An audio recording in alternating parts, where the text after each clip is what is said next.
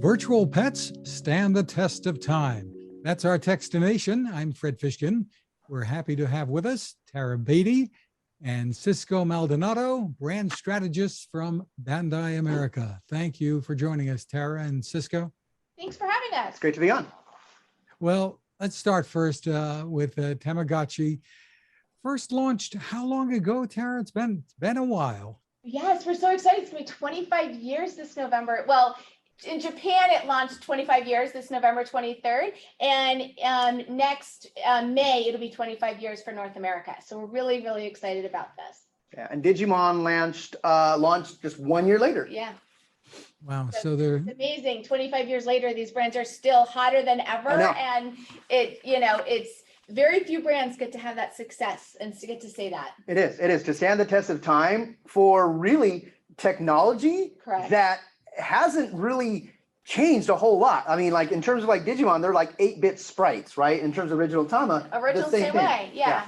It's you're right, because there's a couple toys out. There's a lot of toys out there also that have survived the 25 years, but it's more physical play, and it's like changed the outfits of a Barbie doll, or the Hot Wheel cars change and everything like that. For us, this is still, because the core play, well, for me, it's a little slightly different for Digimon, but the core play is still nurturing and taking care of and battling. Those are two play patterns that boys and girls love to do no matter how they're able to do it. Right. And so I will tell you, it is amazing to me that the original Tama and even like the Digimon that's black and white, that this generation of kids don't necessarily know black and white because they're all about color, but they still love it. I mean, obviously the fans love it because I mean, that's just bringing their childhood, and we're all looking for things to keep us busy these days.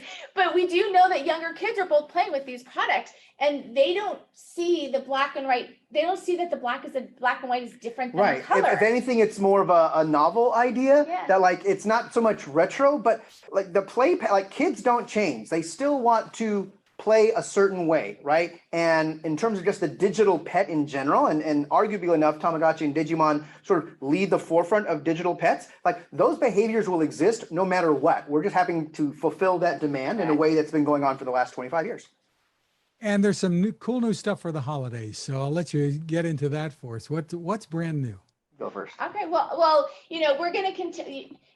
To the boring part, we're going to continue. Let's do some close-up stuff here. We're going to continue with the original Tama and some new styles. We just are actually, these will be hitting market actually in about a couple weeks. It's our pink glitter and our 90s style. We always bring in new original Tama devices to add variety to the overall look and feel. And this is what we call our evergreen brand. We also have I'm going to next bring you is our really feature item. It's our Tamagotchi Pix. It is our device for this new generation. And though I just finished talking about black and white and everything like that, we do have our color device here. And so what's kind of fun is it's touch screen. So you can, touch buttons, I should say. So you can actually interact it in a whole new way. If the blue buttons the blue hearts aren't popping up as much, but you get to really see the interaction that you get to have with it. And it does have a camera. So it's just a whole new way to really interact and take care of. And we have our collaboration line, which we're expanding for Tama. And I'm really excited. It's Star Wars. And I'm going to actually do this. I'm going to try to show you our Star Wars. I think you might have seen this already because my colleague. We've talked about it, but it's still on pre-order, right? Correct. November 11th, it's going to be able to be bought. So I don't know if she was able to share the screen. If so, then I don't need to go any further because you have this data. But we really think that the fans are going to have fun with it. It's really being able to play in a whole new way. And R2's coming out in a second. My favorite part. Here he comes. So we have just so many different ways to really play with Tamagotchi, whether you want to go back to the one that's from 97 with new styles to collect, you want to add to your overall world. You got Tama Pix that has the more feature with the camera and everything like that. And then, of course, our great collaborations. This season's really the focus is on Star Wars. Right. And in terms of Digimon, right? So we've had, the Digimon line, the 20th anniversary has been out for almost 18 months now, right? And so we've added new colors. So it started off with the really familiar like brick red Digimon, the one that everyone knew from like 20 some odd years ago. And we've decided to add color variation, right? So as we can see here, we have everything from, your orange to your gray to your black to your white to this guy right here. This is sort of your glow in the dark version, which has sort of been a crowd favorite. And the play pattern is very similar to Tamagotchi. Like you start with the egg, right? And then you raise it. And depending on how well you raise it, your Digimon evolves into one of many forms, and then you get to battle it, right? That's the boy component of that, because you give something to a boy and eventually they're going to want to fight it with something, right? And the cool thing about Digimon is with these different devices, right, they battle each other. So with these two devices, when you put them together like this, they will compete against each other, right? So this battle will show up on this screen and vice versa, just by touching the metal contacts, right? Not bad for 25-year-old technology, right? Like this was like the original wireless game, right? That you can hold in on your backpack, on your keychain, and it's really amazing that these have not only stood the test of time, but they have a great affection for the brand, which launched cards and movies and video games, right? Like Digimon, it was on Fox Kids. So just from this little device, it started an entire new franchise that's taken off a life of its own. Very cool. So what do kids get out of caring for virtual pets? I don't want to be too philosophical here because this is based on fun. Go ahead. No, that's why what we're do they in the get business, out of it? right? Well, it's why they care about the product and how the product has continued to evolve over the last 25 years across the board is, the easy answer is that parents use this as a way to teach a kid how to take care of a pet, because kids always want pets, right? But the parents are like, but I'm going to be one feeding him, walking him, and all that kind of thing, where when you have the digital pet, it's teaching them responsibility, and they're able to take that responsibility because they have to raise it, take care of it. If not, it goes away.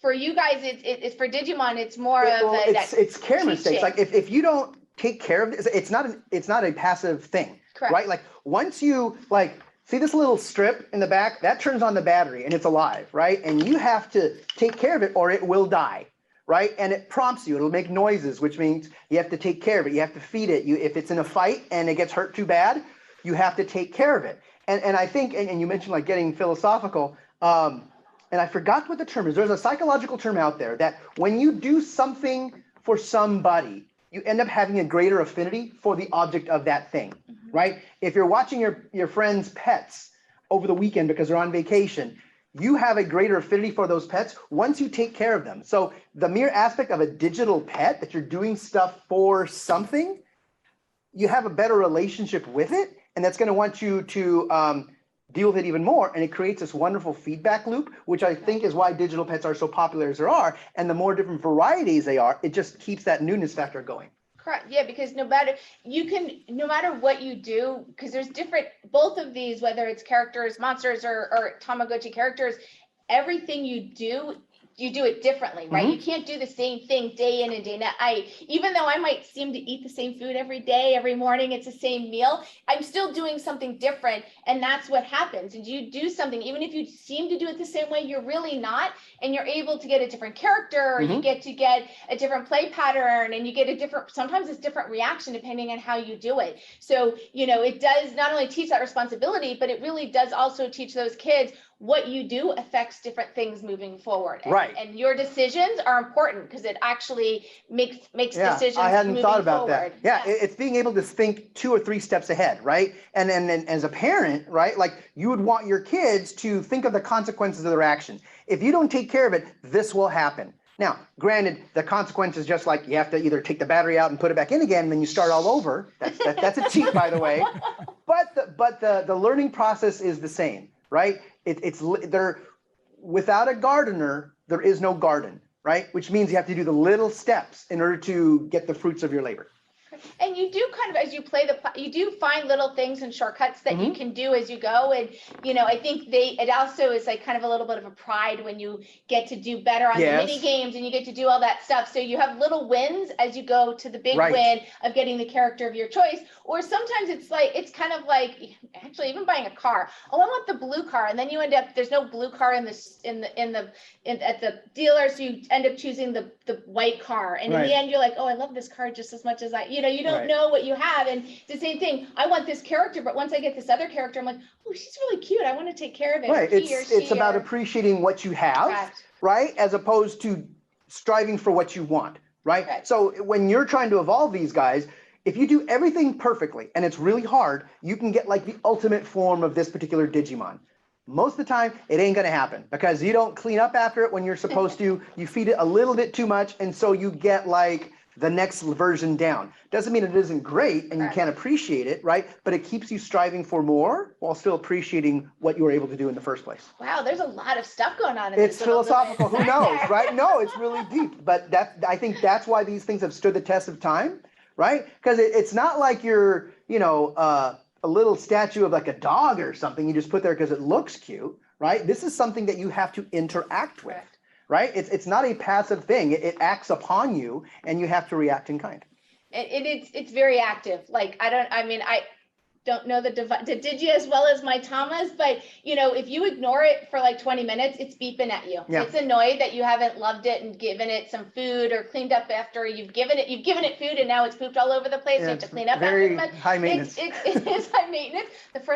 Honestly, the first as a baby, like in real life, it's the hardest time because it's constantly after you. But it's something that is amazing when we get the research results for both of these brands and they play with these products weeks and weeks and weeks. And we know that you give kids a product, it's like maybe a couple hours and a couple days and then they're done with it and they go to the next thing. These we're finding from our research, they're months later or weeks later, they're still playing with months in some of our items. These are like $20 each, like $19.99 for like 2 or 3 months of activity. Like that's, if you calculate the enjoyment per day, right? It's like $2 tops, right?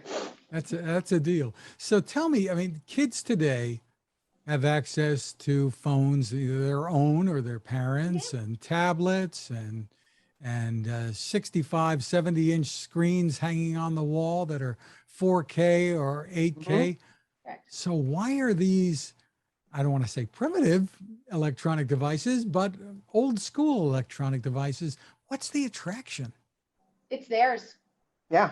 That they can take with them. It's connected with them. It's funny because in our research that we did, yes, this is a screen. In theory, these are screens. Parents don't see this as a screen. So this is something that is taking them away from the tablet play and all that, but it's something they own. Like they don't look at it as a video screen. They look at it as something they're taking care of, the little child that they're taking care of. They take it with them. It's the home. It's theirs. They don't have to share. Sometimes they share with their families, but they don't have to. It's theirs that they take care of. And they don't see this as a device. Actually, they see this as the characters that are in it or the monsters that they're fighting that are in it. That's what they see. They see what's inside it, not the physical thing on the outside. Yeah, it's something they can truly own. And whether they put it on their pocket or attach it to their backpack, it's small enough and it's affordable enough that a parent wouldn't think twice about like, oh, either I remember this because I had one, or I know what this is because everyone had one like 25 years ago, and right? I wanted one, and it's at a great price point. And like, yeah, I think it's fun. And then once a kid, and then they're really intuitive, right? Even if you don't have the instructions,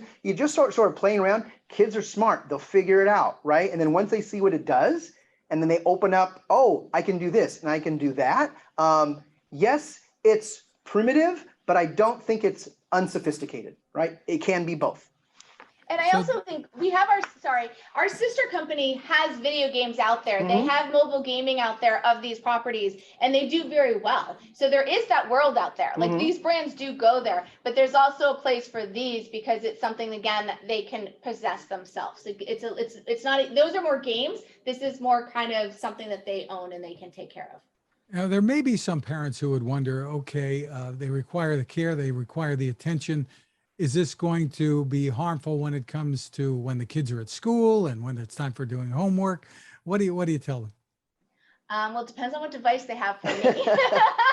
In my Tama Picks ones, which is the geared to the kids, they actually can put their kid in for play dates. I mean, in for daycare, and it's taken care of while they're gone. We've added that play pattern to that because Daycare. Yeah, we know that back in '97 there are a lot of poor parents that had to like take care of like working and then taking care of their Tamagotchis because they got banned from school. So today's kids, they for these devices, or at least for the Tama Picks, they do have that capability.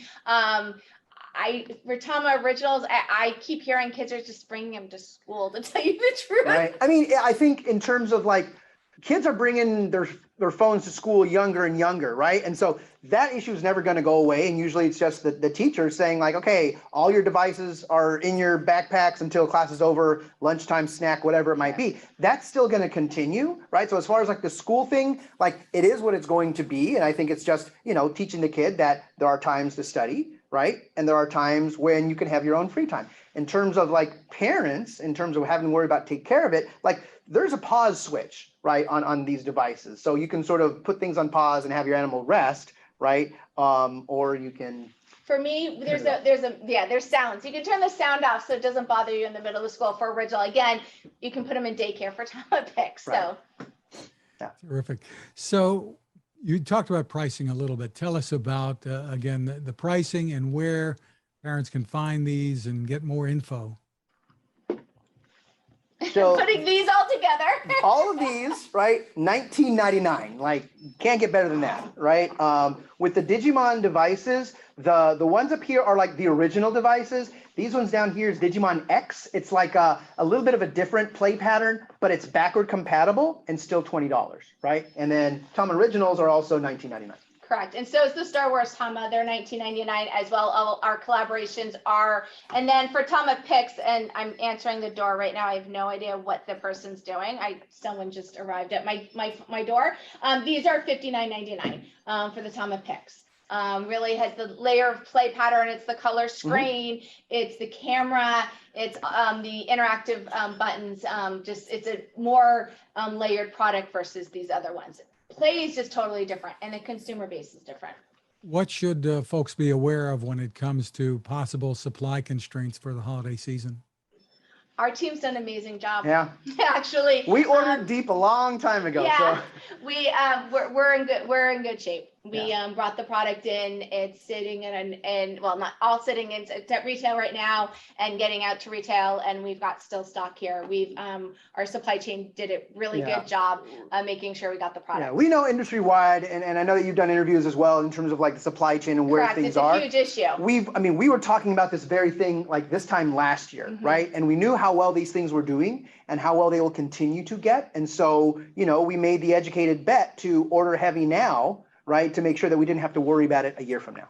Now, whether we sell out outside of the purpose of, from a stock perspective, based on our analysis, based on the research we did on all of our items, we have the stock to fulfill what needs to get done for the holiday season. Now, whether it sells much stronger than we expect, that of course we can't control, but I will say, you know, Cisco is completely correct. We've had this discussion for over a year, and we wanted to make sure we have the product on for our consumers. Is there a place people can go to for more info on all this? This is a lot to take in. Well, as I say, we've got Bandai.com, we've got Tamagotchi.com on the Tamagotchi stuff, because there's obviously, we've got much more than just these items here. And then of course, from a retail perspective, kind of everywhere. Right. Walmart, Target, Amazon. Hobbies, specialty. Original Tom is even at Big Five. So, you can find all of our products in various places around the world. And all you have to do is just Google it, right? And then you're going to get served up an ad on your right-hand corner anyway. Click on that and it'll take you to the store. Correct. Is there a counter you guys have? How many of these devices that Bandai has sold? How many we depends on when you start from. If you start from 25 years ago, you're up to like 90 million? Yeah, it's interesting because the definition of how many we've sold, I think if I go to Japan, they'll tell me I'm at 86 million, but they're looking at the pure like original Tamas and like the Tama Picks of the world and Tama Meets of Japan, from global perspective, by the way, from when we launched. They don't include the collaborations, they don't include our chibis, they don't include a lot of them in that number. So our overall number is much larger, and every year it's like goes up just a little bit, but it's not really showing everything because they don't, from their world, it's the core products that they're focusing on for Tama. Sorry. And then for Digimon, right? I like to say it's like the younger, cooler brother, which is still a little ways to go because we just re-released it. But in its first initial release, inside of the first few years, it was like 24 million were sold, right? And only within the last 18 months have we re-released these guys, right? And so we're just starting to get on a roll, and I'm hot on our heels. So hopefully this time next year we'll be adding those numbers. But on a global scale, in terms of overall awareness, like there are millions of these things out there still. Yeah. Terrific. Tara Badie and Cisco Maldonado, thank you so much for taking the Thank time. you. Thank you. Now this. It takes a lot of listening to build a better radio, and that's just what the folks at C. Crane have done. Bob Crane and his crew, nestled among the rivers and tallest trees in the world in Fortuna, California, have made a habit of listening to their customers. And that's just what they've done in building the CC Skywave SSB, the Swiss Army knife of portable radios. For everyday listening to AM or FM in the yard or patio or on the nightstand, without having to drain a mobile phone battery, it's a great companion. But it is also a companion equipped for NOAA weather information and alerts that can be life-saving. You can listen to FEMA and Coast Guard transmissions too. Beyond all of that, you can tune into shortwave signals from around the world. It's compact, easy to take with you, and built to last. The CC Skywave SSB. Click on the link at Techstination.com.